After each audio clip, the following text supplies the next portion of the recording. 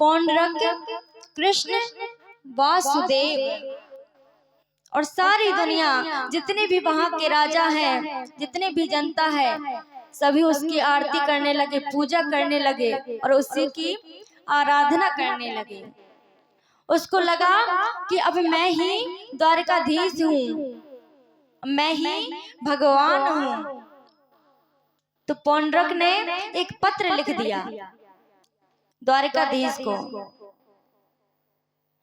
और उस पत्र में लिख दिया कि अब तुम्हारी पूजा बंद, क्योंकि अब मैं ही इस संसार का भगवान हूँ। सभी लोग मेरी पूजा करने लगे हैं। प्रभु के पास जब ये पत्र आया तो भगवान द्वारकाधीश उद्धव जी के साथ में जाकर के उस पौंड्रक कृष्ण वसुदेव को जाकर के पहले तो समझाते हैं। जब वह नहीं मानता, उसको अहंकार आ जाता है कि तुम दूर हटो, मैं ही कृष्ण हूँ। तो उद्धव के साथ में जाकर के प्रभु द्वारकाधीश उसका उद्धार करते हैं। अब यहाँ पर एक और राक्षस था जिसका नाम था जरासंध, जिसके साथ में प्रभु का 17 बार युद्ध हुआ। 17 बार आक्रमण किया था जरासंध नाम के राक्षस ने प्रभु पर, लेकिन 18वीं बार उसने सोचा कि अगर इस बार मैं उस कृष्ण से परास्त हो जाऊंगा तो सारी दुनिया में मेरी हंसी हो जाएगी। इसके लिए उसने जितने भी संत थे, ऋषि थे, सभी को यज्ञ में बुलवाया, सभी को निमंत्रण दिया और धमकी देकर के बोला कि तुम इतनी पूजा पाठ करो जिससे कि भगवान खुश हो जाएं, और यही मांगना क्या कि अगर इस बार 17 बार मैंने आक्रमण किया उस कृष्ण पर, लेकिन उसने मुझे हर बार परास्त कर दिया, पर अब अगर 18वीं बार मैं उस पर विजय प्राप्त कर लूंगा तो फिर तुम घर बैठे खाओगे, मैं तुमको इतना धन दूंगा, संपत्ति दूंगा। और अगर तुमने ऐसा नहीं किया, मैं 18वीं बार उस कृष्ण से हार गया, तो फिर समझना तुम्हारी कोई खैर नहीं, तुम बचने वाले नहीं हो। अब जितने भी वहां पर संत महात्मा जी हैं, जितने भी विद्वान पंडित विराजमान हैं, उस धमकी से डर गए। एक और प्रार्थना करते हैं प्रभु से कि प्रभु हम बीच में फंस गए हैं, अगर हम आपसे प्रार्थना करेंगे कि इससे आप हार जाएं तो दुनिया उसमें भी हंसी करेगी कि जरासंध के नाम के राक्षस से प्रभु स्वयं नहीं जीत पाए, उससे भी हार गए। और अगर ये राक्षस हारता है, जरासंध हारता है, तो प्रभु हम सभी बचने वाले नहीं हैं, हमारे प्राण संकट में पड़ जाएंगे।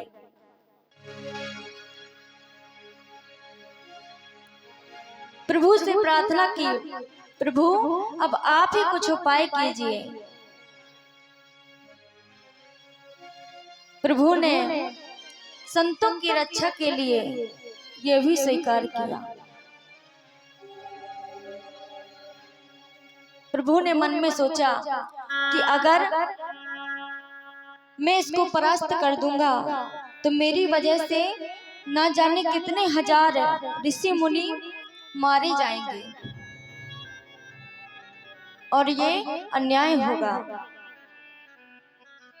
क्योंकि भगवान का जन्म ही क्यों हुआ है, भगवान के अवतार ही क्यों होते हैं, संतों की रक्षा के लिए, धर्म की स्थापना के लिए। और प्रभु ने संतों की रक्षा के लिए जब जरासंध ने 18वीं बार द्वारकाधीश पर आक्रमण किया तो भगवान स्वयं उससे परास्त हो गए। लेकिन कारण क्या था? वहां पर एक बात लगी थी कि अगर मैं नहीं हारूंगा, मैंने अपनी हार स्वीकार नहीं की तो मेरी वजह से इन संतों की मृत्यु हो जाएगी, ये निरपराध मारे जाएंगे, इनका कोई अपराध भी नहीं है। लेकिन इसने इतनी बड़ी धमकी दी है कि अगर वो कृष्ण मुझसे जीत गया तो मैं तुम सभी को मार दूंगा। भगवान द्वारकाधीश ने संतों की रक्षा के लिए उसे जरासंध नाम के राक्षस से अपनी हार को स्वीकार किया।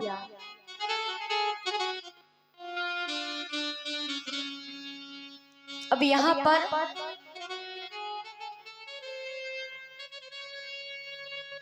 क्योंकि भगवान का विवाह 16,108 पत्नियों से हुआ था, कन्याओं से हुआ था, जिनमें से जो 8 पटरानियां थी उनमें एक थी जाम्बवती। तो जाम्बवती के कोई संतान नहीं थी, सभी पटरानियों के पुत्र थे, रुक्मणी जी के पुत्र थे, सत्यभामा के, सभी के पुत्र थे, लेकिन जाम्बवती की कोई संतान नहीं थी। जाम्बवती जी एक दिन उदास बैठी थी। प्रभु ने सोचा कि ये उदास इसीलिए रहती हैं कि सभी पटरानियों के पुत्र हैं पर इनके कोई पुत्र नहीं है। तो महाराज द्वारकाधीश ने कहा कि देवी तुम चिंता मत करो, तुम्हें संतान अवश्य होगी। और यहाँ पर दूसरी ओर भगवान भोलेनाथ और पार्वती मैया में इस बात को लेकर के झगड़ा चल रहा था। कौन सी बात को लेकर के? कि जाम्बवती जी के कोई पुत्र नहीं है, इसलिए उनकी कन्या के रूप में पार्वती मैया कहते हैं भोलेनाथ से कि उनकी कन्या के रूप में मैं जाऊंगी। तो भोलेनाथ कहते हैं तुम बैठो, मैं पुत्र बनकर के जाऊंगा। दोनों में झगड़ा चल रहा है, लड़ाई चल रही है। उसी वक्त द्वारकाधीश वहां पर पहुंचे। वहां पर झगड़ा चल रहा है कि मैं कन्या बनकर के जाऊंगी, वो कहते हैं मैं पुत्र बनकर के जाऊंगा। द्वारकाधीश कहते हैं कौन सी बात को लेकर के आप दोनों में झगड़ा चल रहा है? भोले बाबा कहते हैं कि प्रभु मैं चाहता हूँ कि मैं आपके घर में जाम्बवती जी का पुत्र बनकर के आऊं, और ये चाहती हैं कि मैं कन्या बनकर के आऊं। द्वारकाधीश बोले भोलेनाथ मेरी भी एक समस्या है। उस समस्या केवल यही थी कि जाम्बवती की कोई संतान नहीं है और आप उसी बात को लेकर के झगड़ा कर रहे हैं। भोले बाबा कहते हैं अब समस्या का समाधान मिल गया। प्रभु बोले कैसे? तो भोले बाबा कहते हैं कि मैं और पार्वती दोनों संयुक्त रूप से आपकी संतान बन करके आएंगे। इसलिए जाम्बवती जी के जब पुत्र हुआ तो उसका नाम रखा गया शाम्ब। शाम्ब का अर्थ शंकर सहित अम्बा, यानी कि शाम्ब। शाम्ब देखने में बड़े ही सुंदर गुणवान। एक दिन प्रभु द्वारकाधीश अपने सभी पुत्रों को बिठा करके उपदेश दे रहे थे कि पुत्र भले ही तुम द्वारकाधीश के पुत्र हो पर जीवन में हमेशा एक बात याद रखना। कौन सी बात? क्योंकि व्यक्ति के बिगड़ने के 4 लक्षण होते हैं, रूप, यौवन, धन, संपत्ति। बोले पिताजी आप हमको ये बात क्यों समझा रहे हैं? तो द्वारकाधीश कहते हैं मैं जानता हूँ कि तुम सब समझदार हो, पर जो तुम्हारी अभी अवस्था है तो तुम इन 4 लक्षणों से बिगड़ भी सकते हो, क्योंकि तुम्हारे मन में अभी ये बात चल रही होगी कि हमें किस धन की कमी है, हम तो स्वयं द्वारकाधीश के पुत्र हैं। अरे हमें आगे चल करके पिताजी की सत्ता मिल जाएगी। तुम्हारे पास वो सब कुछ है, इसलिए तुम्हारे बिगड़ने के ज्यादा चांस है। सभी पुत्र नीचे मुंह करके बैठ गए, एक दूसरे से कहने लगे, संकेत करके कहने लगे कि पता नहीं पिताजी को क्या हो गया है। आजकल हमेशा संतों की बड़ाई करते हैं, हमें समझाते हैं संत का कभी अपमान नहीं करना, संतों की कभी बुराई नहीं करना। पता नहीं पिताजी को क्या हो गया है। अरे हम इतने समझदार हैं, हमें समझाने की क्या जरूरत है। लेकिन प्रभु सब जानते थे कि ये लोग अभी मेरी बात नहीं समझ रहे हैं, अगर अभी नहीं समझी तो इसका असर, इसका परिणाम बहुत जल्दी ही इनको देखने को मिल जाएगा। जब देखने को मिलेगा तो ये सब पश्चाताप करेंगे। और हुआ वही। पहले प्रभु की बात नहीं सुनी, पर एक दिन सभी संत, दुर्वासा ऋषि, अनेक संत बैठे हैं, यज्ञ कर रहे हैं। यहाँ पर द्वारकाधीश के सभी पुत्र वहां पर पहुंच जाते हैं। जैसे ही सभी पुत्र पहुंचे, प्रद्युम्न जी बड़े ही शीलवान हैं, उन्होंने सभी ऋषियों को प्रणाम किया।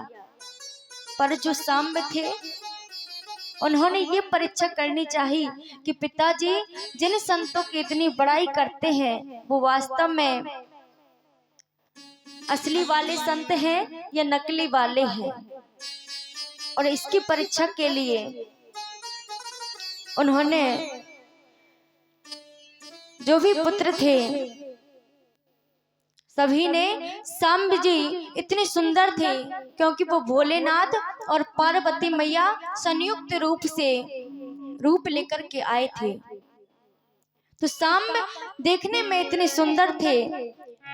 सांब ने अपने बड़े भाइयों से कहा कि पिताजी कहते हैं हमेशा संतों की बड़ाई करते हैं और इसकी परीक्षा के लिए हम एक काम करते हैं।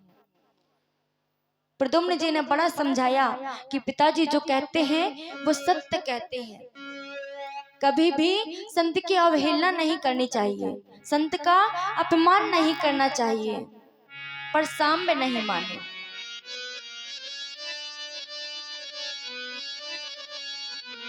और सभी भाइयों से कहा कि आप लोग एक काम करें, मैं इनकी परीक्षा ले लूंगा।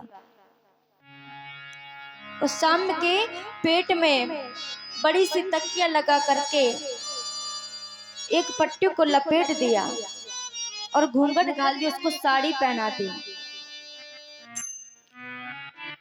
अब सांब जी कहते हैं आप सब यहीं खड़े रहिए, मैं अभी परीक्षा करके आता हूँ। अगर ये वास्तव में असली वाले संत होंगे तो ये बता देंगे कि ये बहू नहीं है, अरे ये तो द्वारकाधीश का पुत्र है। और सांब जी संतों के सामने पहुंच गए, उनके साथ में सभी भाई जा रहे हैं। संत जी को प्रणाम किया, जितने भी संत बैठे हैं सभी को प्रणाम किया।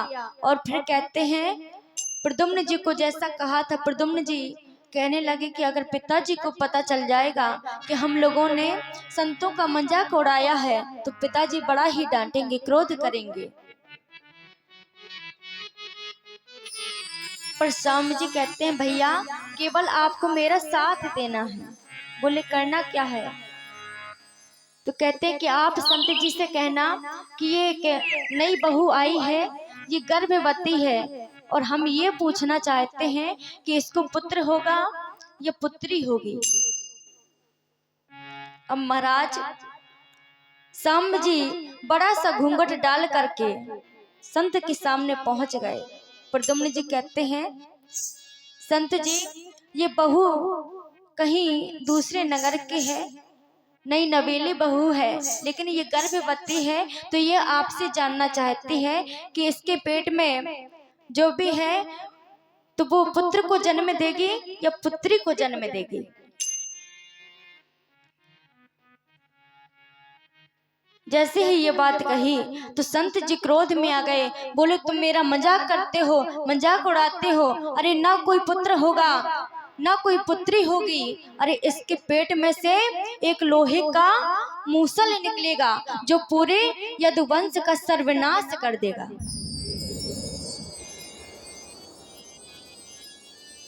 तुम सब मेरी परीक्षा लेने के लिए आए थे, तुम सब द्वारकाधीश के पुत्र हो, जान लिया। सांब जी ने जैसे ही इतना सुना समझ गए कि पिताजी सत्य कहते थे। अब उनको इस बात का डर था कि संत जी ने कह दिया है और संत की वाणी कभी असत्य नहीं होती। अब प्रद्युम्न जी सांब जी से कहते हैं, मैंने पहले तुम्हें समझाया था कि संत की अवहेलना नहीं करनी चाहिए, पर तुम नहीं माने। अब हम सब क्या करेंगे?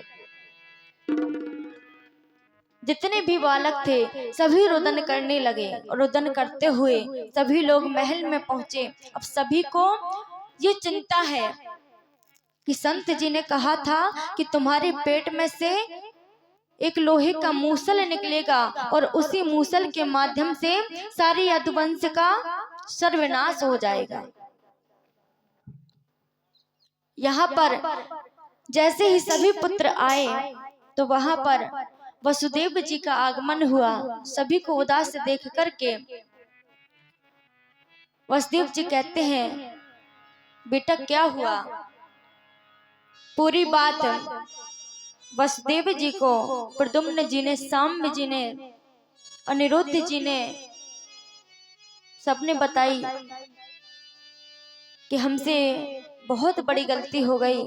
हमने संत जी की परीक्षा करने के लिए सांब जी को तैयार कर दिया और हमने ये प्रश्न कर दिया कि उनके पुत्र होगा या पुत्री होगी, पर उन्होंने एक शब्द कहा है कि इसके पेट में से एक लोहे का मूसल निकलेगा जो पूरे यदुवंश का सर्वनाश कर देगा। वसुदेव जी सभी पुत्रों को समझाते हैं कि बेटा तुम चिंता मत करो, अरे संत कह देते हैं और तुम्हें बालक समझ करके वो माफ कर देंगे, तुम रुदन मत करो। सब शांत हो जाते हैं। पर मेरे प्रभु जान गए थे कि अब वो समय आ गया है कि यदुवंश का सर्वनाश होने वाला है।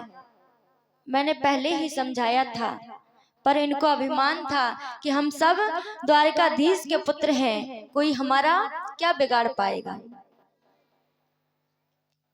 यहाँ पर वसुदेव जी समझाते हैं सभी पुत्रों को, बेटा तुम चिंता मत करो, मैं उनसे बात करूंगा, मैं उनको कहूंगा कि ये बालक हैं, अनजाने में इनसे इतनी बड़ी भूल हो गई, उसके लिए आप उनको क्षमा कर दीजिए। अब यहाँ पर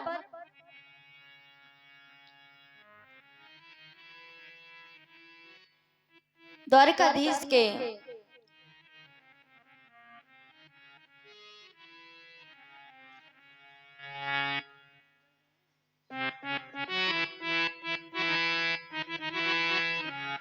अब महाराज यहाँ पर जिस प्रकार से प्रभु ने, द्वारकाधीश ने संतों की रक्षा के लिए जरासंध का वध किया, रण छोड़ करके भाग गए, जिस वजह से सारी दुनिया उन्हें रण छोड़ कहती है कि प्रभु डर कर भाग गए थे। दूसरी ओर प्रभु ने पौंड्रक नाम के राजा का उद्धार किया। नारद जी यहाँ पर बड़ी सुंदर बात कहते हैं कि अगर कोई भी व्यक्ति ये सोचेगा कि हम बड़े बनकर के प्रभु को पालेंगे, तो वो व्यक्ति कभी प्रभु को पा नहीं सकता। और ये जो श्री कृष्ण चरित्र की लीला है, श्रीमद् भागवत कथा में कृष्ण कथा का वर्णन किया गया है, ये बड़ी विचित्र है। इसलिए वेद व्यास जी ने सबसे पहले कृष्ण कथा शुरू करने से पहले राम कथा का वर्णन किया, क्योंकि जब तक हम राम जी की मर्यादा को नहीं समझेंगे, नहीं जान पाएंगे, तब तक भगवान कन्हैया की लीला समझ में आने वाली नहीं है। इसलिए वेद व्यास जी कहते हैं कि प्रभु को समझने के लिए, प्रभु से संबंध जोड़ने के लिए सबसे छोटे बन जाओ। उनको पाने के लिए हमें सबसे छोटा बनना पड़ेगा। और यहाँ पर तो रामचरितमानस में प्रभु ने स्वयं कहा है कि कोई भी व्यक्ति एक बार मुझसे आकर के ये कह दे कि प्रभु मुझे अपना बना लो, अपना दास बना लो, एक बार कोई भाव से कह दे, क्योंकि भगवान स्वयं कहते हैं, कहते क्या है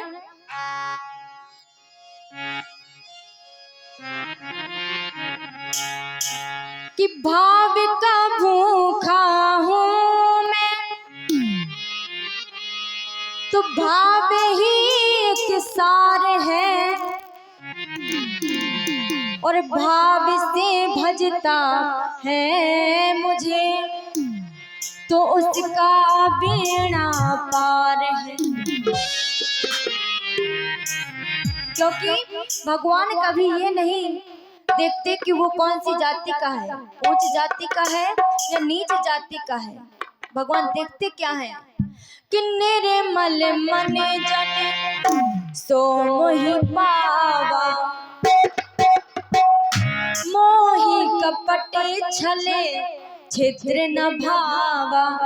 तो यहाँ पर राम जी कहते हैं कि कोई भी व्यक्ति, कोई भी भक्त मेरे सामने आकर के केवल एक बार तो कहे। तो एक भक्त ने कहा क्या, हम तुम्हारे थे प्रभु जी, हम तुम्हारे हैं, हम तुम्हारे ही रहेंगे, ओ मेरे प्रियतम। हम तुम्हारे थे प्रभु जी, हम तुम्हारे हैं, हम तुम्हारे ही रहेंगे, ओ मेरे प्रियतम।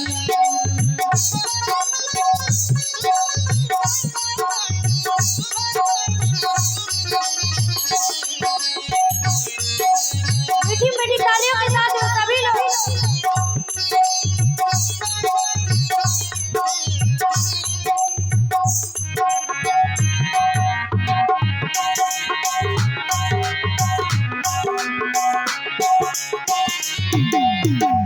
और कहना क्या, तुम हमारे थे प्रभु जी, तुम हमारे हो, तुम हमारे ही रहोगे, ओ मेरे प्रियतम। तुम हमारे थे प्रभु जी, तुम हमारे हो,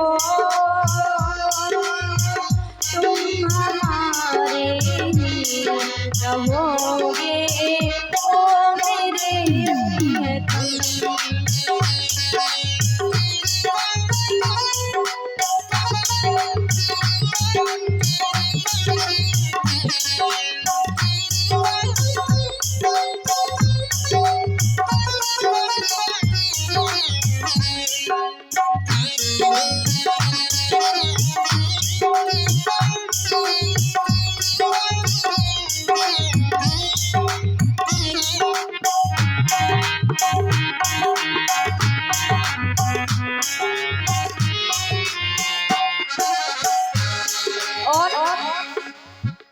तुम्हें छोड़ियो नंद दुलारे, कोई ना मीत हमारो। तुम्हें छोड़ियो नंद दुलारे, कोई ना मीत हमारो। किसके द्वारे जाए पुकारो, कोई ना मेरो सहारो। किसके द्वारे जाए पुकारो, कोई ना मेरो सहारो। तो कहना क्या, अब तो आके बाहें पकड़ लो ओ मेरे प्रियतम।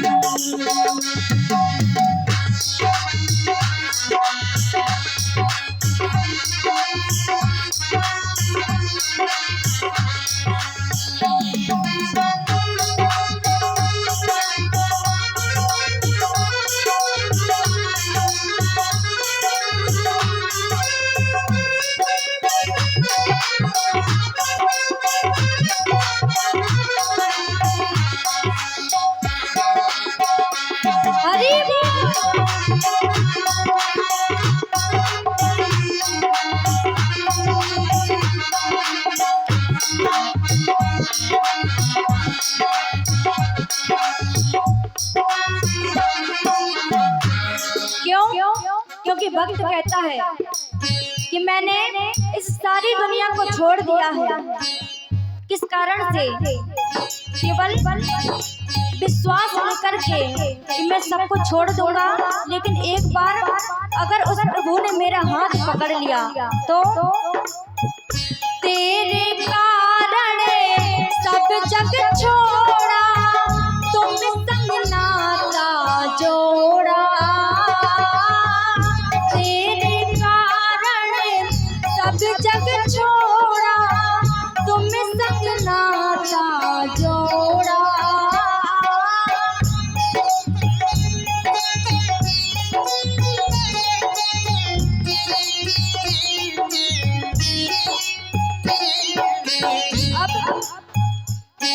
प्रभु मैंने तो सारी दुनिया को छोड़ दिया है, लेकिन अब काम तुम्हारा है, करना क्या है? एक बार प्रभु बस ये कह दो, एक बार प्रभु बस ये कह दो, तू मेरा मैं तेरा। एक बार प्रभु बस ये कह दो, तू मेरा मैं तेरा। तो साची प्रीत की रीत निभा लो, साची प्रीत की रीत निभा लो ओ मेरे प्रियतम।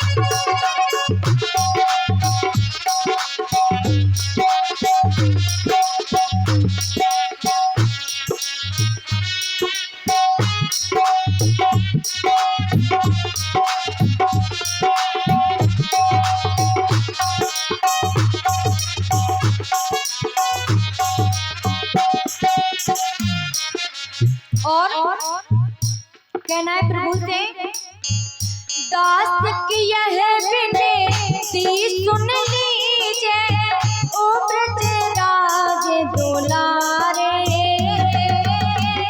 दास की यह विनती सुन लीजिए ओ ब्रजराज दुलारे।